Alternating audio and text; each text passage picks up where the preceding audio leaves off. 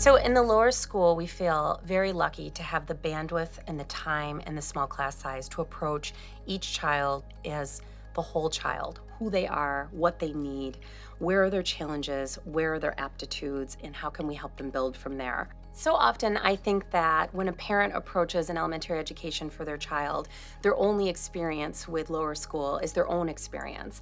And we have to account for the body of research that has informed now in our future and what we've learned about children's brains. So we don't want the classroom or the teaching to look like it did when we were kids. We want there to be evidence of that change and the best practices that we can apply to their education.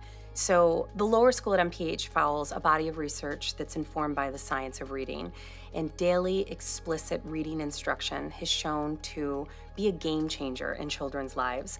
There's that idea that if we just surround children with books, they will learn to read, but it has been disproven countless times, and the reality is that children who may have been lucky enough to learn to read without access to those books will be stronger, more confident readers if they have that explicit instruction.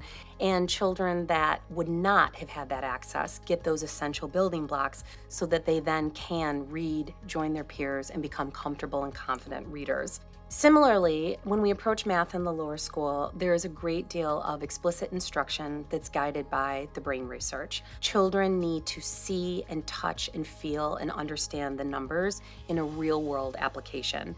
The idea of just sitting down and doing worksheets is not effective when it comes to math instruction. Kids need to put their hands on things, count, work it out, feel comfortable with making mistakes, check in with their peers. They need that time to really experiment and dig in and discuss math concepts.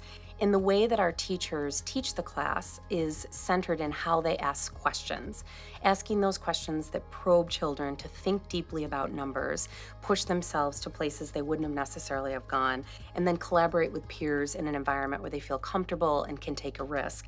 That's how we approach math. So there's a lot of manipulatives out, there's a lot of hands-on, there's a lot of grappling and talking through concepts. It's the journey of being a mathematician, not the destination. Challenges are natural to us as human beings, and so allowing the kids to make mistakes, see who they are, and then really tap into their strengths helps them to be confident and comfortable as they move through their world and their learning environment. So we think of them as people who are valued, who inevitably will make mistakes, and they're in a supportive environment where they can take risks and be exposed to a variety of ways of thinking. It's important that each child feels that they can be their best self in our classroom each day.